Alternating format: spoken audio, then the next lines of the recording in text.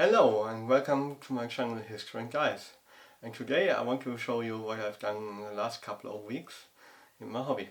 Well, this last couple of weeks I didn't paint that much, but I did manage to get quite a few games into my schedule, and that was really enjoyable. And also in terms of purchases for the hobby, most of it is actually not in terms of miniatures, well, all of it really, but it's in terms of lighting that you might notice now, some microphone, and also a gimbal for going to museums in future. Because I realized I still have quite a lot of shaky cam going on there, and I know how that is for me when I watch videos, and I want to avoid that in future. So I hope the production quality of this video and also of the photos I show you is improving and noticeably improving.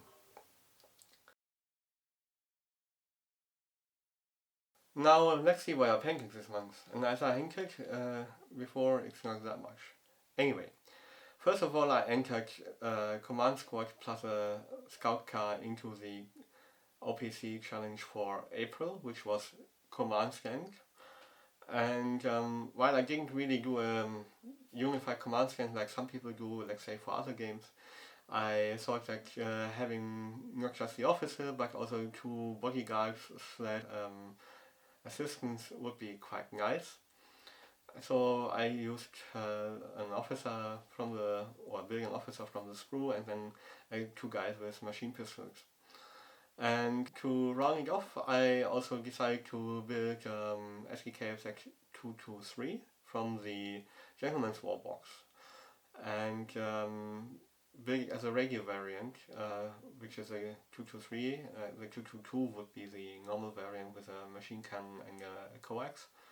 But I thought it fits the theme very nicely, even though it doesn't make a lot of sense in the list building aspect of the game, I believe. I mean, you could obviously field balls, but it's not one selection, it's two different selections.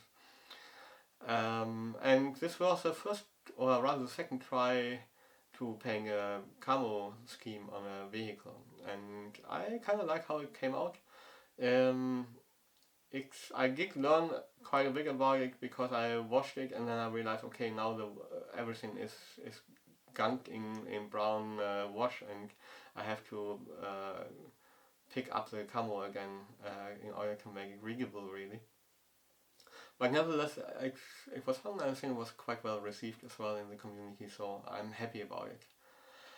And the next model I want to show you is actually also a scout car, and that fits into the next online painting challenge, which is for May, and it's called Cavalry as a headline. Obviously I don't have any proper cavalry in my boy action army, and I wanted to stick with this project. But on the other hand, I thought like, well, if I don't have proper cavalry and I don't have any towed guns or something like that I could switch in, I decided to go for another scout car, because that's pretty much what cavalry did before, scouting and then maybe mobile fighting.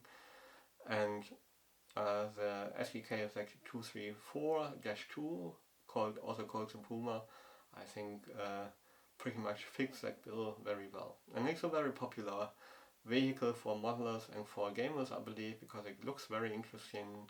It has this huge 5cm anti-tank gun, well, huge at least for a scout car, and generally I really like the look of the scout cars of the German army, and also of the British, for example.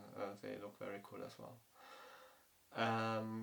As you can see, the camo turned out quite a bit different than the SPKF 223, and there are a couple of reasons for it. First of all, I discovered too late for my first car that I had a lighter sand colored spray can down in the basement, and that would be actually very nice, or is generally very nice, because it's getting pretty close to the Dunkelgelb that the German industry used as a primer for their vehicles later on. But the other aspect is really that I changed up the steps a little bit to avoid this completely washing out of the camo by first applying the wash and then applying the camo in some ways. and being much more deliberate with the wash as well. I think that paid off quite well.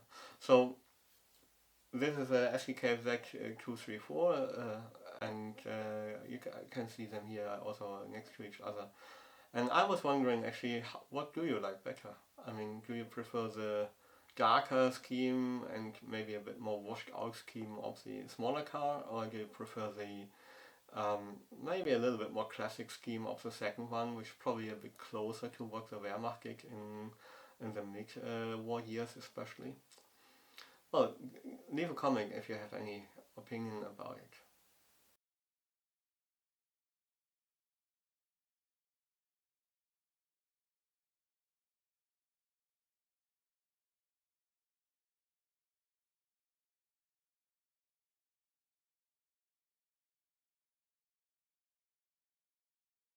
Now, when it comes to upcoming projects, I think the most important one is the Carthaginian cavalry that I want to paint up for this month's army muster. I've got like eight of them altogether, and I want to start them later today. Actually, we will see how fast I progress there. And besides that, I will probably already give it a thought about what to paint for the next month of both challenges. I also really want to do some kind of palette cleanser this month if I manage at all, so maybe paint a mech, or maybe I have a mage for Frostgrave built together as well that I wanted to paint within a certain scheme. I just didn't really have the time to squeeze it in, but I'm sure I will be able to squeeze it in at some point. We will see. So next, in regards to painting, there's some terrain project going on as well, but I'm not super happy about it, how it turned out, so I might just throw a lot of it away and start from the scratch, because I realized I just need to put more effort into it to make it look the way I want it to look, and I'm not really serving myself in any way to just rush through the project, waste material and then start from anew, especially because you spend a lot of time just waiting for the drying times. So that's it from the workbench.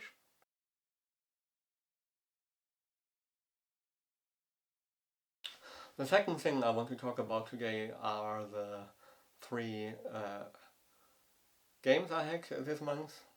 I had a game of Battletech Override, where I played my comguards against some Liaos. And we played an Override mission called Recon, I believe, where the attacker has to scout 3 targets, identify the right one that the defender has to mark before the game, and then get very close to it and take a picture of it, so to speak.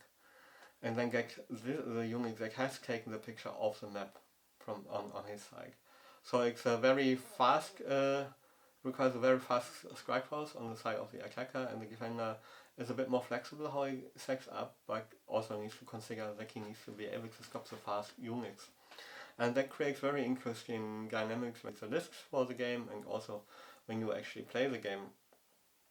Because you do a lot of sprinting as the attacker, not a lot of attacking, and as a defender you really have to bring down all the fast units as quickly as possible, because otherwise one guy will get the photo and will get away. And that's exactly what happened in the game. I was playing the defender, and it went fairly okay for me. I did a couple of mistakes setting the game up in terms of how I built the list, probably because I didn't have enough long range fire to whittle the enemy down, and also to shoot anybody who was running away from me again. And also how I set up the objectives, I could have done that better. I gave my opponent too much cover around the objective. Anyway, it was a very close game. The general that escaped with the photo was really more held together by hopes and prayers than by armor and structure. So it was a good game, and I generally can highly recommend anybody who wants to play Battletech without getting too much stuck up in the detail to play Override. Because I think it has just the right balance between the granularity of classic Battletech and the very fast-paced Alpha Strike, which sometimes I think is a bit too simplistic and you're losing a lot of the character of the battle mechs. The second game I played was a game of Saga with my Saracens that I took out for the second time. And I was playing against Anglo Games. It was quite a good game as well. It was very close. My opponent won by a margin of 3 points, I believe, which is the closest margin you can score for a victory. And we were playing a game or a scenario from the Polish scenario pack, which has been designed by the Polish organizers of the Polish Grand Tournament, which is always, I think, a very popular large tournament in Poland. And scenarios have been received very well by the communities, and I can see why, because they work very well and they are very balanced for both sides. So that was a very tight game. My opponent was better at controlling the battlefield, which is the objective in this game. It's called Control the Battlefield. And I was a little bit better at killing him because I was trading space for time, and obviously time is a limited resource in such a game as well. So it was good. It was, I think, well-earned victory by my opponent, who played very well, and I was just like at a couple of points. It should have probably been a bit more aggressive, and I also still needed to figure out how the battle board works. I think I did a little bit better in kind of a repeat of the scenario that I played this week against Crusaders, who was fielding 4 points of Harskarks and 2 points of levies with crossbows. So my goal there was to stay out of the crossbows in order not to get shot up too badly, and to harass and to fight the Harskarks that was pushing in. And I was fairly successful killing the Harskark, but I was losing a lot of stuff on my right flank. And I think the key moment was when my opponent's 6 guys of foot Harskark crashed into my archers that so far hadn't done anything really, and then they had their finest hour in the last of the last 3 games really, where they basically decimated this 1.5 points of Harskarks to 2 guys, I believe, and the rest I finished off then in my last round with a lot of bow shots from all kinds of sources.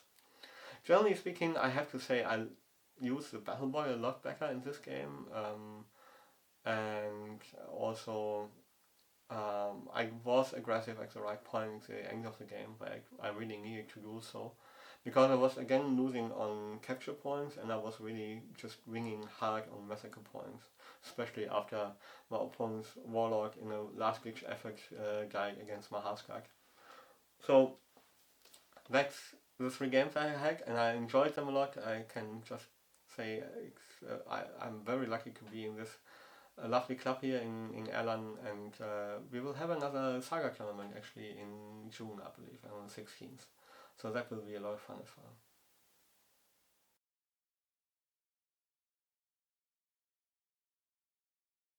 And now, as a closing shot, so to speak, or parting shot as I call it, I think in War Games, Cultures and Strategies, I want to show you 2 products that I discovered for modeling.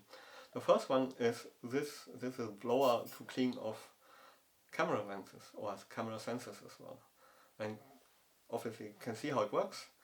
And I found it very useful because the moment you put the miniatures that you want to paint onto the desk, they start to collect dust, and then if you're not careful, you will basically paint over the dust or the link, and the paint job will look not as nice as it should be.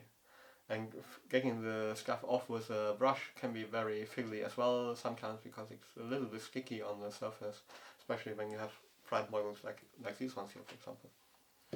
So, I mean, I do have improvement now, because I have this cupboard here as well, where I can store stuff without getting too dusty. This is from Hobbyzone. But still, I obviously prefer if I can have another way of cleaning it. So this is like, I believe, 5 to 7 euros in any kind of photography shop you go to, or you can just order it from Amazon or wherever you buy your stuff. The other aspect is, this is structure paste from the artist stores.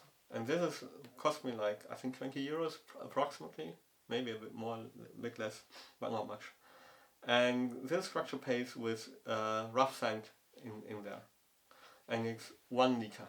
So you can imagine when you compare it with the stuff that you can get from all the hobby brands, you save a lot of money, especially when you are doing larger projects like large armies or career building stuff and so on.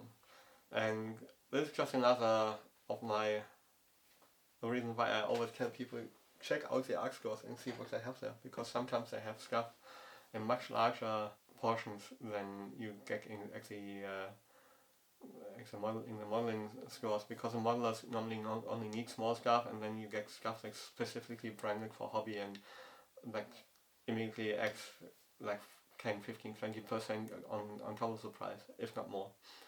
So give it a try. I think it's pretty good stuff, and you can work it pretty nicely. It might have a little bit longer drying time, but it's not too bad if you're not making it too thick. And that's it really from me today. As for future projects, like I said, I will just have to see how I roll with the punches. And I think we will have more Saga games in the near future as well. And I will continue to report on that one. So until next time, stay safe, stay healthy, enjoy your hobby time, and yeah, leave a comment and a subscription if you liked the video, and a thumbs up. Until next time.